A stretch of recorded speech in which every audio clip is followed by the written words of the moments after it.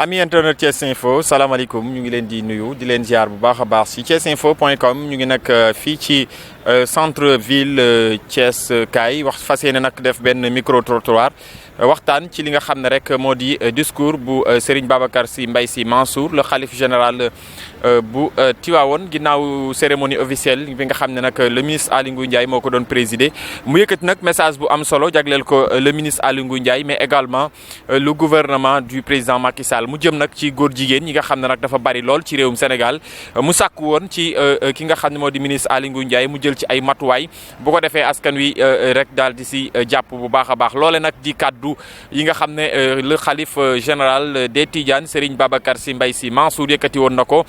jëmale ko nag ci ministre Aly Ngouille Ndiaye mais jëmale ko également ci gouvernement bu Sénégal loole nag la ñu fas yéene taataan ay kaddu ñenn ci askan wi nekk fii ci diwaanu Thiès seen gis-gis ci déclaration boobee nga xam ne Serigne bi def na ko li nga xam ne rek moom moo ci seen xalaat ku baax maa ngi lay ziar. waaw ñoo ngi ziar sëriñ tur bi Saliou Niang. Saliou alors lan nga xalaat tey ci discours bi sëñ Babacar Sy Mansour def xalif général des Tidianes wax ne góor jigéen yi moom dañ leen a war a faagaagal dañ leen a war a phénomène bi nga xam ne moo am ci réewum Sénégal nga xam ne góor jigéen dafay bari lool jox na autorisation ministre de l'intérieur ngir mu taxaw ci lan mooy sa gis-gis ci loolu. waaw auzu billaahi mina shaytaani rajiim bismillaahi rahmaani rahiim waaw ñu ngi sant yàlla bu baax di leen sant yéen ñu fekk fii di wax ak ñun ci mbir mi ndax sëriñ Babacar Sy xalifa général des Tidianes daa fàttali li yàlla waxoon rek ndax loolu du ay waxam daa fàttali waxi suñu borom ndax góor jigéen lu yàgg la maam histoire bu yàgg la ndax ca yonent yàlla Lóot ca ñoñam ca la tàmbali woon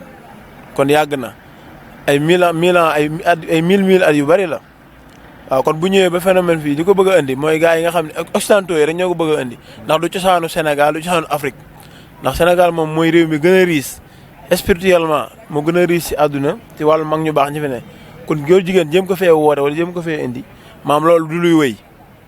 alaa kulli haalin li mu wax nag mooy li fi ne gouvernement bi ñoo war a jël seen responsabilité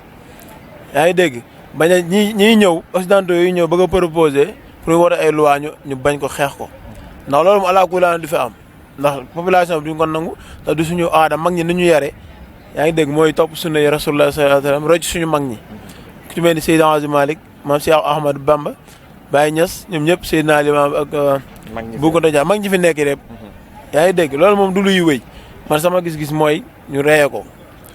yaa ngi dégg comme li ci yàlla ataa moo ci war a taxaw nga xam te ne du am benn maanaam góor jigéen duñu am benn doole ci réew mi xeex leen fi su ay ren bu baati nan te mag ñi ñaan ñu fi ñaan muy leen ku fi indi loo xamante ne luy lor réew mi la wala loo xamante ne dëppoo l'islam suñu borom da lay def maanaam dina la teg natt boo xam dootoo ko tal sax alaa kulli ndax Macky moom bu bëggee mbiram jag te xamaa ne loolu nañ ci xaar ndax jullit la moom nu ngu cee wax sax moom saa ñu ko proposé mu ni loolu du luy am ci réew mi te yaakaar naa fi mag ñi teg tànkam seen tànk bi dafay bari de waaw dëgg la moom bari na parce que bi sax wax na ne ñoom dañu bu njëkk dañu doon nëbbatu mais léegi moom dañ koy fësal waaw parce que dañoo am doole am ñu leen doole seen ginnaaw ñoo xamante ni du mënoo leen a gis te en général jeunes yu bari dañuy jàpp ne affaire recherche la pauvreté bi dafa bari boo amul ngor wala yow amoo éducation de base wala jàngaluñ la sa diine man nga nooy bopp naïf ba dugg ci loo xamante ne waroo ci dugg dérapé quoi mais buñ ñëwaatee ci njàngale mag ñi rek ala ku la xam ne dañuy teguwaat ci raay bi. waaw loolu daal moo ci am solo wax dëgg yàlla nañ ñu rayaat mag ñi jël suñu tànk teg ko fa Seydi Hadji Malick tegoon tànkam Cheikh Ahmad Bamba teg fa tànkam ak mag ñëpp rek ndax ñoom buy tuddee ñaar ñooñu rek yóbbaale ñu ñëpp géew. ala ku la nañ ko roy daal teg suñu mbir ci sunna ndax suñ Tuubaa da ko waxoon mu ni boo jëlee sag ndaw dénk ko suñu borom mu teel la sag mag ala kulli haalin ndaw bu jël sa tànk teg ko joon siraatal mustaqim di nga gudd fan di nga wér di nga am wërsëg di nga am teraanga ku la gis naw la te jullit dëgg boo gisee da nga ko war a naw. waaw. acca mu ngi noonu nañu teg suñu tànk fi ko mag ñi tegoon loolooy mooy gis-gis bi te it phénomène boobu phénomène bu ñaaw la te it lu ñu war a jël ay mesures la ñu dem xooli keneen également moom it lan moo ciy gis-gisam. Ousseynou Faye laa tudd man. Ousseynou gis nga ñu sëñ Babacar Sy Mansour xalif général des Tidianes wax na ne ci cérémonie officielle bi phénomène góor jigéen dafa bari ci réew mi te jox na ay directives le ministre de l'intérieur pour que phénomène boobu ñu taxaw ci loolu lan mooy si sa gis-gis. sama gis-gis mooy rafetlu li mu wax rek. parce que phénomène góor jigéen di phénomène boo xam ni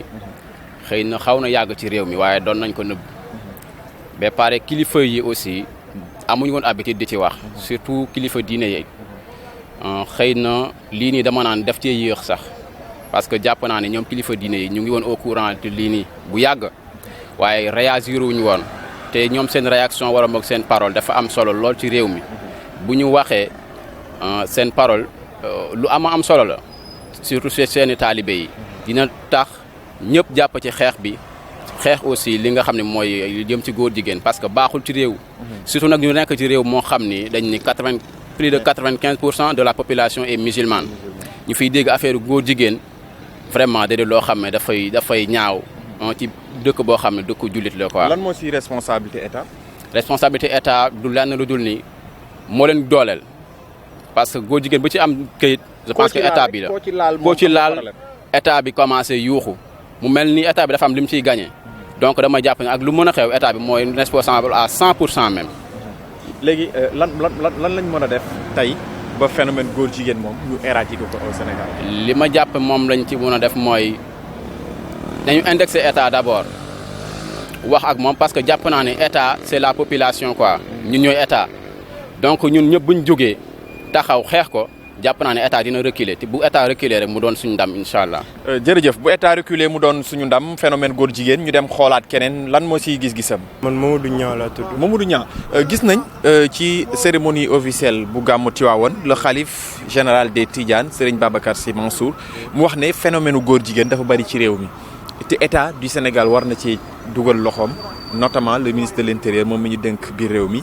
ba jël ci ay matuwaay ba ñu éradiquer phénomène góor jigéen yow en tant que citoyen sénégalais lan mooy sa gis-gis ci loolu.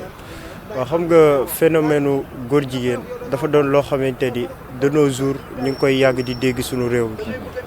actuellement nii chaque instant les gens partout léegi dem na ba doonatul benn affaire bu ñu doon wax mais phénomène la mujjee doon parce que on voit des góor jigéen ci mbedd bi nii à l'air libre ak ci internet beeg et tout ça. bu njëkk dañ doon nëbbatu. noonu la ko xalif bi waxee mais léegi nëbbatootuñu. mais léegi nëbbatootuñu léegi actuellement nii léegi loolu li ko waral mën nañ ci am partie bu bëree bëri mën nañ ci am partie que actuellement dañoo am doole. c'est-à-dire am nañu fu ñu wéeru bu ñu leen jàppee tey def leen dara xëy na peut-être dañuy am fu ñu wéeru ci wàllu justice xel yi dina daw ko ni. ci biir gouvernement bi lobbying da ciy am aussi ci seen wàll ba mën leen a may fitu nëbbatootuñu léegi bu demee nag ba agsi ci xalif général des Tidianes lu toll ni xalif général des Tidianes commencé cee wax ak kilifa diine yëpp je pense que loolu actuellement nii war nañ ci taxaw def ci point jëm koo faj loolu nag dañuy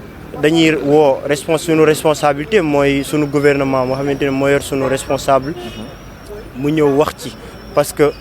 mu firndeel ñu carrément que ni réellement que góor jigéen lu ñu tere suñu réew la réew mi du nangu góor jigéen parce que gisoon nañ fi ay jamono ñu déggoon fi ay paroles que ni Sénégal du mës a pareegul pour kii kon peut-être loolu président Macky Sall moo ko voilà c'est suñu président pareegul lan la baat boobu di wund voilà loolu aussi dafa mel ni moo semé le doute. voilà très bien doute la alors que dañoo war a nekk ci cadre boo xam ni cadre bu réglementaire que ni Sénégal warul accepter góor jigéen tu sais Sénégal du pays jullit du pays chrétien Sénégal est un pays laïque c'est vrai. parce que mais à 95%. waaw mais taxu ko mu doon sax pays jullit dëgg pays jullit wala pays kii. Le Sénégal c'est pluriel. voilà il y a des chrétiens il y a des musulmans il y a partout il y a beaucoup de il y a des ñoo xamante ni gëmuñu leen. te religion yooyu yëpp. voilà nanguwuñu comme que nag religion yooyu yëpp nanguwuñ góor jigéen. je pense que Sénégal ne devait pas accéder à cette mise en scène de góor jigéen. voilà mbokk yi mu ngi noonu ñu dem xoolaat ñeneen seen gis-gis ci mbir mi sëriñ bi salaamaaleykum. maaleykum salaam. tur bi. waaw maa ngi tudd Cheikh Talibou Fall. Cheikh gis nañ déclaration bi le khalife général des Tidianes Serigne Babacar Sy Mansour def ci cérémonie officielle gàmmu Tivaouane mu jox ay directives le ministre de l'intérieur ne ko dafa war a taxaw ci phénomène góor jigéen parce que léegi bu njëkk dañ doon nëbbatu mais léegi sax nëbbatootuñu déclaration boobu xalif bi def lan mooy si sa gis-gis en tant que citoyen sénégalais. waaw loolu sëriñ bi def loolu noonu lañ doon xaar ci moom parce que dañoo nekk dëkk boo xamante ni donte dëkku layit la mais nag dëkku diine la boo xoolee kër kilifa diine yi fi nekk yëpp donc loolu dañ ko war a dàq ci sunu réew góor jigéen moom ñun dañoo d'accord ak sëriñ bi te loolu rek lañ doon xaar ci moom ak loolu la ñuy xaar ci ay moroomam yu bari ñu xeex loolu mu jóge fi parce que loolu warul am fu mel ni Sénégal fii nga xamante ni la Cheikh Ahmadou Bamba tëdd ku mel ni Serigne El Hadj Malick Sy ak Baye Niass ak ñu baax ñooñu ñëpp vraiment yooyu bëgg di am fii non loolu moom vraiment loolu daal la ñuy xaar ci ñoom. lan moo ci responsabilité état. waaw responsabilité état mooy ñu jàppale kilifa diine yi parce que kilifa diine yaa ngi wax. te foog naa ni sax du kilifa diine yi rek kilifa diine yi ñi ngi wax imaam yi Sénégal ñi ngi wax que ñi ngi xeex lool mais état na ñëw nekk rek seen gannaaw. état est-ce que du moo leen dooleel parce que fii ku fi laal góor jigéen moom bu ngoonee kaso ngay fanaan de. waaw mais nag foog naa dafa am loo xamante ni waxtaan la te foog naa ni état bi doful xam na bu baax xam nañ bu baax. mais nañu ñëw accompagner kilifa diine yi ñu xeex loolu mu jug benn yoon Sénégal loolu dong mooy affaire bi ñëw xeex loolu bootu ci ginnaaw kilifa diine yi ak imaam yi ñu xeex loolu mu jugee Sénégal parce que góor jigéen xam nañ liñ ci wax baaxul fi mu nekk nii barki démb rek maa ngi seetaan benn image benn borom ñaari tur yi dañ ko doon jéem a yóbbu Touba mais bi ñu amee rumeur yi bi ñu ñëwee corps bi dafa delluwaat suuluñu ko foofu ak faneen ak faneen kon loolu état war na mën a jël ay responsabilités bootu ci ginnaaw ñooñu pour mën a loolu jug fi. waaw voilà jërëjëf ñu dem xool keneen ku baax salaamaaleykum. maaleykum salaam sëñ bi. tur bi. Jibi Ka. Jibi. waaw gis nga ni ko sa collègue bi waxee phénomène wu góor jigéen mel ni bëri na xalif bi sax dem na ba wax ne njëkk dañ daan nëbbatu mais léegi moom fàng la ñuy def te it état bi war na cee taxaw sa gis-gis ci loolu. loolu sama gis-gis mooy que ne lépp li nga xamante ne yàlla def ko tere doomu aadama yi war nañ sa bàyyi xel ñu bàyyi parce que yàlla bés buy dumal doomu aadama yi day boole ñëpp duma leen. bu dee kenn def na léegi loo xamante ne baaxul léegi yàlla xamul kenn kooku noonu buy wàcc ay musiba da koy wàcc si tous les mondes de loolu nag ku ne am na si sa responsabilité ku xam yàlla moom mooy kan ku xam ne yàlla du caaxaan ak kenn ku xam ne yàlla amul ak kenn xaar ma yàlla war nga moytu lépp li nga xam ne day indi meram parce que meram du yem si ñi nga xamante ne ñoom ñoo ko créé mais day dem ba balla si ñëpp ki nga xamante ne mu ngi toog si ruqam xamul lu xew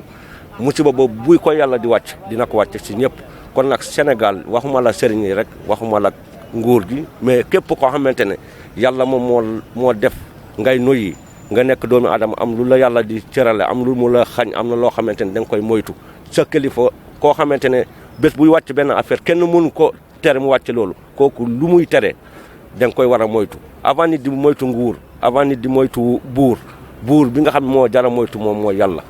yàlla moom mooy ki nga xam ne bu wàccee benn affaire kenn mënatu ci dara xam nga procureur wala nguur mën nañ la indil problème ñu wàcc nga génn ci problème boobu mais yàlla bu la indilee problème kenn du la ci dimbale. mënoo cee génn kon nag loolu responsabilité ñëpp la. état bi lan moo ci responsabilité mais état bi ci boppam moom la surtout le ministre de l'intérieur moo war a njëkk xeex loolu parce que ñoom la yàlla jiital ci kanamu sénégalais yi. kon bu benn mbir amee ñoom ñoo ci njëkk def ay jéego intervenir ci pour peuple bi nekk ci jàmm parce que jàmm bi moom mooy kan ñu moytu lépp li nga xamante ne mooy buur yàlla bi tere na ko parce que loolu moom mooy lu gën a am solo nit bu la yàlla defaree xel lépp li nga xamante ne yow sa xel bi dafa la ko defaral pour nga koy jëriñoo de yàlla moom moo defaral doomu adama yi xel boobu nag mooy kan ñu moytu li nga xamante ne moom lay tere parce que buñ ko defee yàlla dina wàcc mbugal boo xamante ne kenn mënu see dimbale benn doomu adama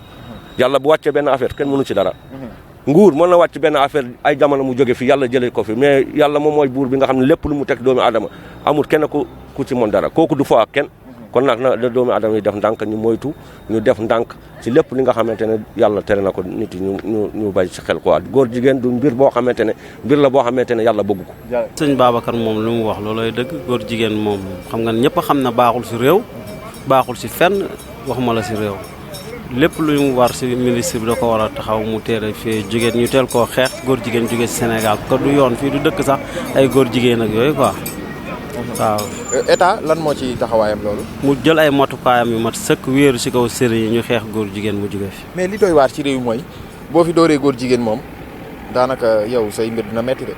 waaw mais xam nga àdduna moom booy ragal yàlla suñu borom rek nga war a ragal. waaw état moom bu xam ne yàlla suñu borom moo leen fi teg te moo leen fiy jëlee moo leen fiy teg mu jiital ñëpp ñi fi ne kon nit ñi buñ dee xeex góor jigéen ñoom dañ see war a gën a jàpp sax góor jigéen war fay jóge ñoom ñoo ko war a njëkk a xeex ñoom ñu topp seen gannaaw comme ñoom ñoo ngi ñëw bokk xëy nañ leen jàppale ñu jógee fi rek loolu rek laa si xam. voilà mbokk yi dégg ngeen gis-gis bi nga xam ne Thiessois am nañ ko ci phénomène góor jigéen ni ko Serigne Babacar Sy Mansour ñu ñaanal ko mu yàgg fi lool te ànd ak wër sàkkoo ci jëwriñ ju ñu dénk biir réew bi ngir mu taxaw ci phénomène góor jigéen moom nekk na loo xam ne ku ko wax ku ko waxul am na ci réew Sénégal te bari na fi lool bu njëkk dañ doon nëbbatu mais léegi fu waaye nekk taxaw ci réseaux sociaux yi partout ci boîte de nuit yi fépp foo xam ne rek nit ñi dañ fay faral di nekk rek phénomène góor jigéen moom daanaka dafa bari te loolee état bi war na cee jël ay matuwaay yu am solo jëwriñ di ñu dénk biir réew mi le ministre de l'intérieur war na ci jël ay matuwaay ni ko le xalif Serigne Babacar Sy Mansour sàkko Sénégal góor jigéen bu ñu fi jàpp rek nii lañ koy def nii